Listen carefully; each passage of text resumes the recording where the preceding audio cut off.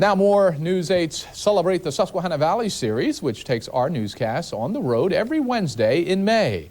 Last week we stopped at Fort Hunter north of Harrisburg. Later this month we plan to visit Annville and Cleona in Lebanon County and Carlisle in Cumberland County. But tonight we're live in Lancaster County's Village of Intercourse.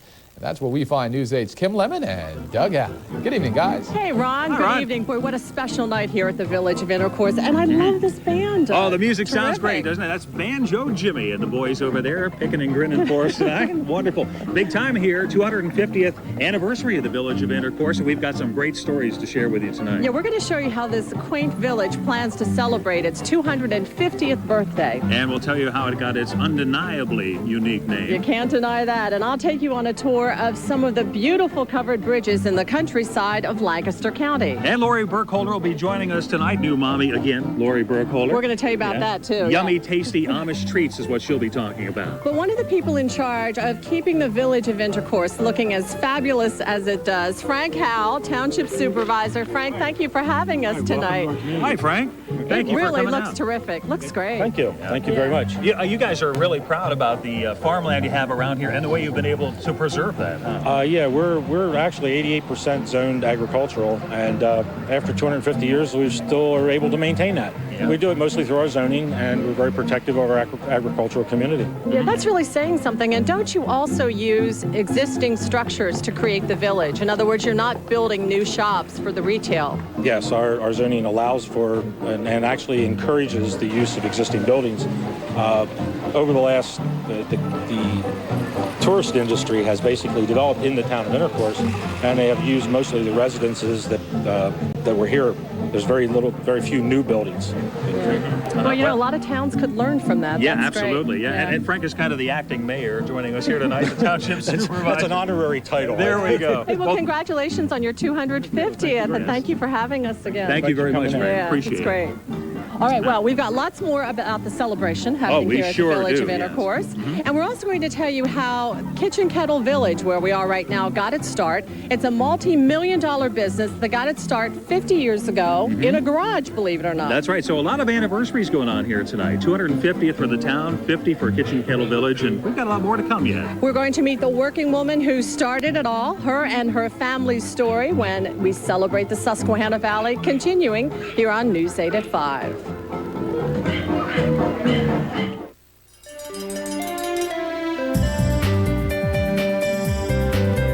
Welcome back as we celebrate the Susquehanna Valley here in Intercourse, Lancaster County. You know, as we mentioned, Intercourse is celebrating its 250th anniversary, but there is another big anniversary happening here in the village, and that is Kitchen Kettle Village. We're about to meet the woman who started this whole multi-million-dollar business. Take a look. Back in 1954, Pat Burnley had just given birth to her third child. 1 month later, she and her husband, Bob, started a canning business in her garage. At that time, Bob and Pat had more than good food going for them. Plain and Fancy was playing on Broadway, and people began to flock to Lancaster County to see the Plain People. Folks would come for miles to hang out in Pat's garage, where English and Amish worked side by side. Over 50 years, that one garage would grow to 39 shops, today called Kitchen Kettle Village. And it is beautiful here. Pat, thank you for having us. I know we saw a picture of your family in this story, but here they are in real life. I'm going to let you make the introductions. Thank you. I'd like you to meet all of them. I'm with them every day. I'm a lucky mother. Son Michael, the oldest one. Daughter Joanne Ladley. Son Jim. And granddaughter, the oldest granddaughter, is Mike's daughter, Michelle. Well, this is really a family affair. And the thing that I cannot get over is that you actually started in this house over here. I don't know if we can get a shot of that. And that this area in the back now, which is where you make all kinds of delicious things, was in fact the garage where you started. In fact, it was just a 2-car garage. Every winter, we just add a little more. You know, I know when we were talking, you said that as much as this has been a labor of love, that you really can't forget your husband through all this. I know he's passed away now, but he was certainly an important part of all this. Well, it was his idea, and we're just following through with his plans. Lots of vision. Well, it's great. Every time I come back, I'm touched by the integrity of the place. You really have kept it true to Lancaster County. So, Pat, thanks for having us tonight. We appreciate it very much. Love to have you. All right, Doug, over to you. All righty, Kim, thanks very much. A beautiful evening out here at Kitchen Kettle Village and in the Village of Intercourse. When we return, we're headed back to the Village of Intercourse for more Celebrate the Susquehanna Valley. Now, as we go to the break, News 8's Kim Lemon shows us a Hollywood connection to the Village of Intercourse. The front porch of Zimmerman's grocery store is a place well known to residents of the Village of Intercourse, but it might look familiar to you as well. That's because the telephone scene in the movie Witness was filmed here nearly 20 years ago. The Petway Valley Public Library is housed in Intercourse's one-room schoolhouse. Built back in 1878, students attended the school until 1967, when the new Laycock School was built. In 1975, a group hoping to preserve the schoolhouse turned it into the Intercourse Library Center. And now a new exciting adventure. Plans are underway to move the library just a ways down the road, restore it, and build a new $1 million library around it. Wow.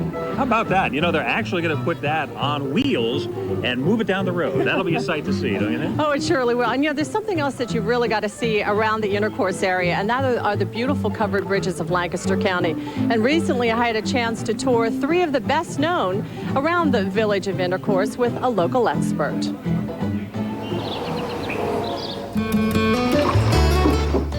We drive right past them every day. These little treasures in our midst, the bridges of Lancaster County. It takes an expert to unravel their history and mystery. Ken Collins is a local historian and author of this book, The Covered Bridges of Lancaster County. He knows just about everything there is to know about the life and landscape of these beauties. Ken, this has got to be the most recognizable bridge in Lancaster County. Yes, it is. This particular bridge sees tens of thousands of cars go by it every day to the Rockville shopping center and also to the Amish farm. But you're telling me it's kind of an interesting history. This bridge is, in fact, what, 2 bridges in one? That is correct. This particular bridge is built from 2 different bridges. One is from the Daniel Goods Fording Bridge, which is northeast of Mardickville, and the other is Samuel Miller's Bridge, which is just southwest of Refton. And do you have any idea when it was built? This particular bridge was built by Roy Zimmerman in 1962 from those 2 bridges that were dismantled in 1961. So folks can come here to the American Music Theater, drive through a real covered bridge, and end up at the Amish farm and house. That's correct, and many, many people do that. Ken, this bridge south of Lampeter has got to be one of the most beautiful bridges in Lancaster County. You're absolutely right, Kim. This is also one of the oldest bridges built on the Petway Creek, built in 1824. Now, who built this? This was built by Christian Brackbill, and it was one of 5 or 6 bridges that were built in the 1820s. As we continue our tour, we notice we have visitors. Tourists, in fact, from Australia, come to see what many of us take for granted. It's great. It's just even the countryside is just beautiful. So green and lush compared to home. 2 pictures? Oh, it's like a postcard. Oh, I think I got it. There's time for a quick snapshot, and then our bridge tour continues. Kim, this is the Benjamin Hur Mill Covered Bridge. This bridge was built in 1844. Wow. It's unique in that this is one of the earliest double-span, double-arch bridges in Lancaster County. So until they made it the double span, they could never make a bridge this long before. That's correct. Yeah. Why did they cover these bridges? These bridges were covered to protect them from snow and moisture so that they would last much longer. Yeah, and they have lasted a long time. Very it's long. beautiful. They are great. You know, I They grew are. up around here, and I grew Yeah. up seeing them, but I just come to appreciate them more as I'm older, I Absolutely. think. And I used to drive across one every day to and from work, and you know, I miss it now. I don't get to do that It anymore. has a but personality. they do, and they're just beautiful pieces of architecture, no doubt about Well, that. this is a really great book that Ken has prepared. I should also mention that he is a professional photographer. It's Covered Bridges of Lancaster County, and you could get this at Barnes & Noble or Borders in Lancaster. It's a beautiful Yeah, book, it's very too. Lots pretty. of great photographs in Yeah. there. Very nice.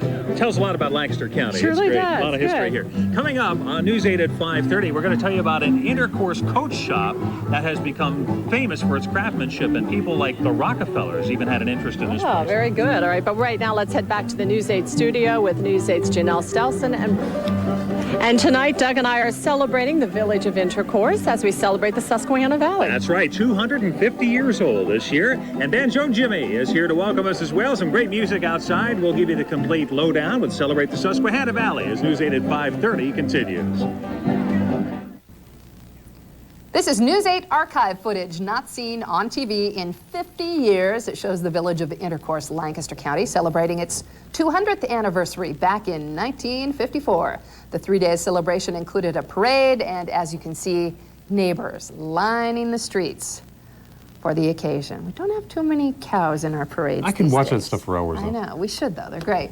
This year, the Village of Intercourse will of course be celebrating its 250th anniversary. And tonight we continue our month-long Celebrate the Susquehanna Valley series with News 8's Kim Lemon and Doug Allen. They're live from the Kitchen Kettle Village in the Village of Intercourse.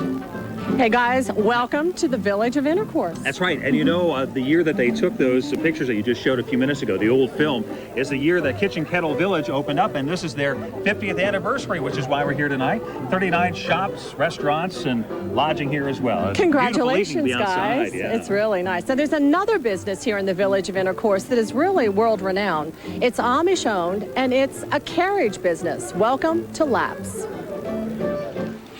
Lapp's Coach Shop in Intercourse is well known all across the country. 3 generations of Lapps have worked on coaches. First, it was just local buggies, but then the likes of David Rockefeller, heir to the Rockefeller fortune, heard about the Lapp's reputation and brought his coaches to Lancaster County. During the 60s, the Lapps began catering to the country's elite, but that didn't make much difference to Abner. He says the important thing is that people are satisfied with his work. Among his long list, Abner Lapp restored a coach that once belonged to President James Buchanan. It's now displayed at Buchanan's Lancaster home, Wheatland. Lapp also has one of his works in the Smithsonian Institute. But the work wasn't without challenges. Back in 1983, a setback in the business. An arsonist destroyed the shop. But within 6 weeks, his fellow Amish and the Village of Intercourse helped him rebuild, and he was back in business. The fire also nearly destroyed an antique Singer sewing machine named Old Betsy. The hard-to-find machine is used for stitching on coach dashes and mudguards, and a favorite among store visitors. But more to be thankful for. Old Betsy survived. She was renamed Old Faithful Betsy. And more work would follow. Perhaps one of the best, this carriage with detailed gold leafing and chrome work. It's been featured in parades in New Milford, Connecticut. This sleigh can be seen among other historic coaches, all refurbished by the Lapp family at the Pitcairn Estate in Philadelphia.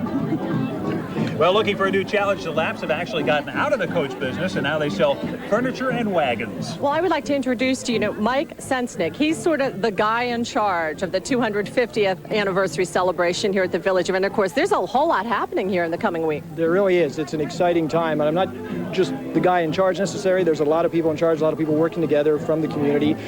Some of the events that we have, you saw some pictures from the board that we're going to have on display at the History Memorabilia Night, which will be in the Intercourse Fire Hall starting on June the 17th and June the 18th. That's the Thursday and Friday night. In addition, we'll have a spelling bee on the Thursday night. And then, of course, Friday night we have the parade, and I think we've been seeing some video of the 1954 parade, which is great and exciting. Fantastic, and I want to make sure you have time to get this book in. Yes, the book, the commemorative book that we're doing is going to have a reprint of the 1954 book, which is a real sought-after collector's item, and then we have 32 pages of updated events that have happened in the last 50 years. Folks can buy this. Yes, you can buy it at the event, and you can check our website, which I think you're going to have on your website. The WGALchannel.com. Mike, thanks for joining us, and we're going to see you again on News 8 at 6. Yes, thank you. Okay. Thank you very much, Mike. Weather's coming up next. Back to you, Brian and Janelle. Fascinating. Thank you, Kim and Doug.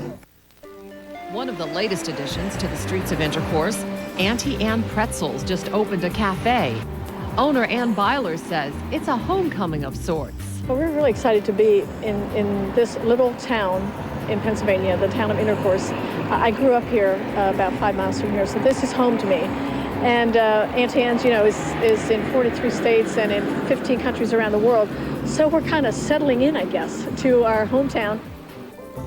Oh, yes, met Auntie Anne a while back, actually with the Children's Miracle Network in Florida a number of years ago. Big supporters of CMN, and we say thanks to them for that as well. Live tonight outside at Kitchen Kettle Village in the Village of Intercourse. Beautiful evening here at Kitchen Kettle Village. The grill is going down the street. Look at that smoke coming off there. They've got some nice stuff going on for the folks tonight as we celebrate 2 anniversaries. We'll have more of Celebrate the Susquehanna Valley, guys, in just a few minutes.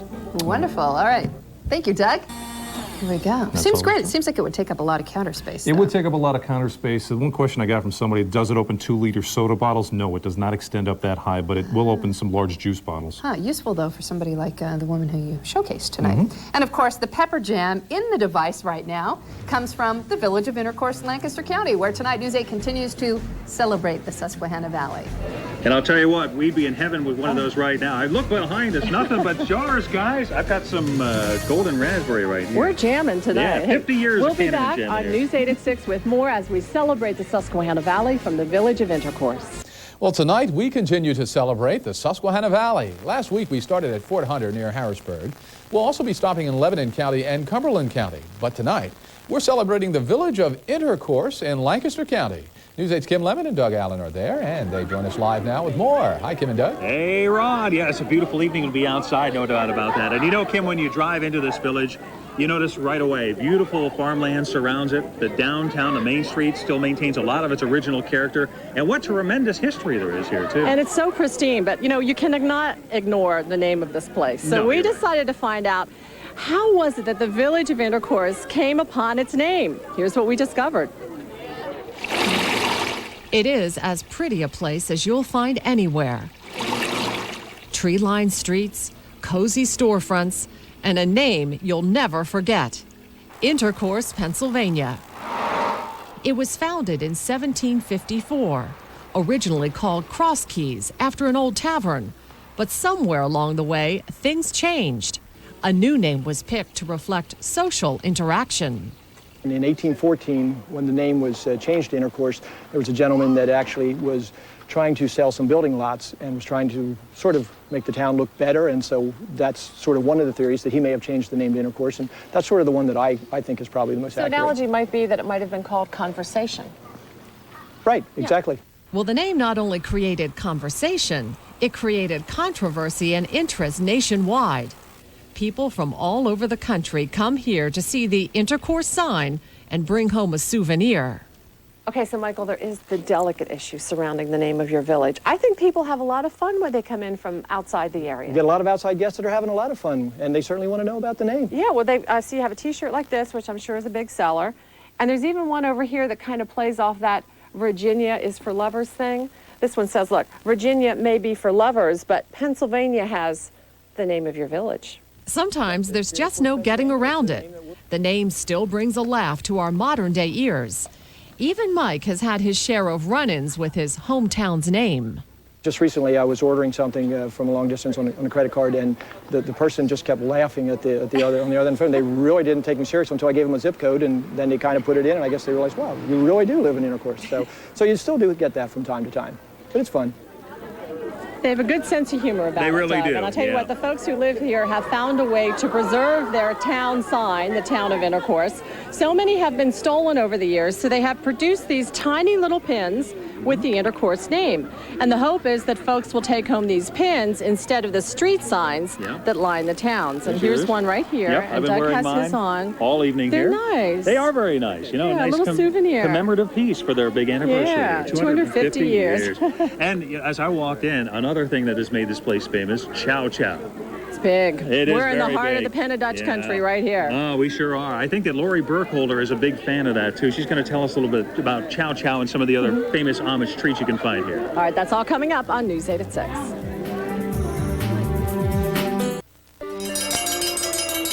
Happy stirring up more simply world-famous kettle corn. A favorite at Intercourse's Kitchen Kettle Village. Folks line up for Pappy's fresh-popped kettle corn. Now we have more Pappy's kettle corn. Corn. Eat some kettle corn. Oh, And walking around here, you can't avoid the pickled eggs. Let's see, what else you got? Well, you got the relish. chow chow. Oh, the chow. Or no, the but chow chow, say it as properly. we say here in the Pen Dodge. Chow chow. Yeah. Chow chow. Chow yeah. chow. Yeah. Well, Lori Burkholder knows all about that, and she's got a beautiful little story for us about a company that's producing chow chow locally and distributing nationwide.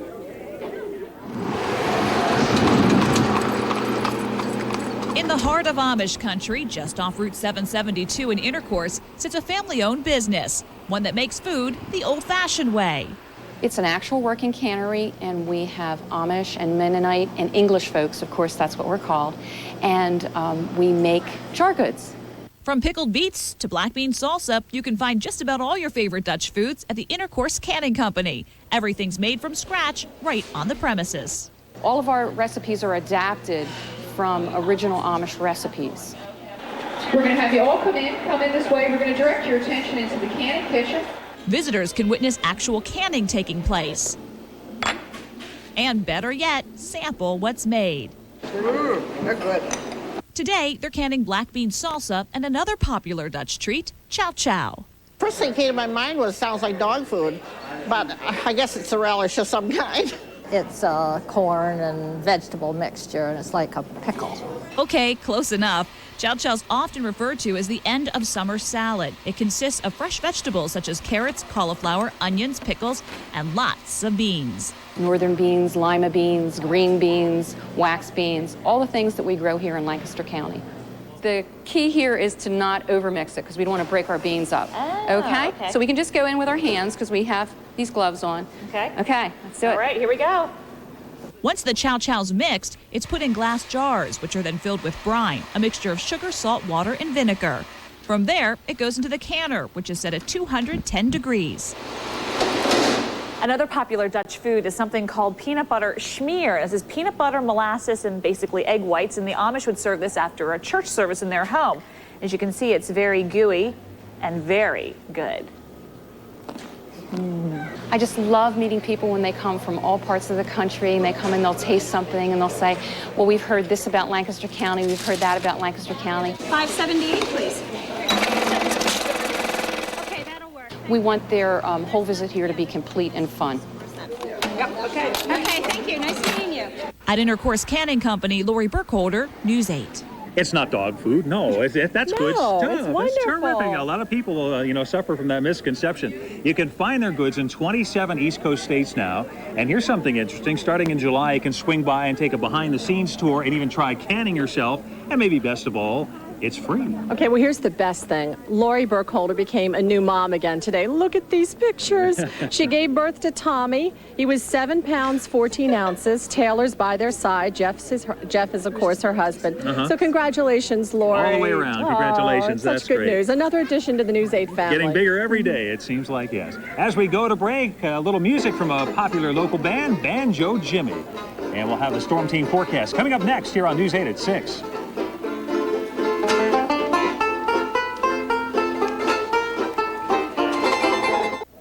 Proud tonight from Kitchen Kettle Village in the Village of Intercourse to unveil the latest in Weight Watchers technology. This is the new treadmill, but look what it's connected to. If you work hard enough, you come up with a nice gallon or two of beautiful homemade ice cream. So after a hard workout, you can't go wrong with that. Top it off with some ice cream. Before I'm exhausted, let's get to the forecast and check it out. I was taking a break here until Ms. Lemon hopped. I wish I had my sneakers, Doug Allen. I'll tell you, I'm working up an appetite, Kim. There's no doubt about that. Rod, we'll try to bring some ice cream back for you. Back to you.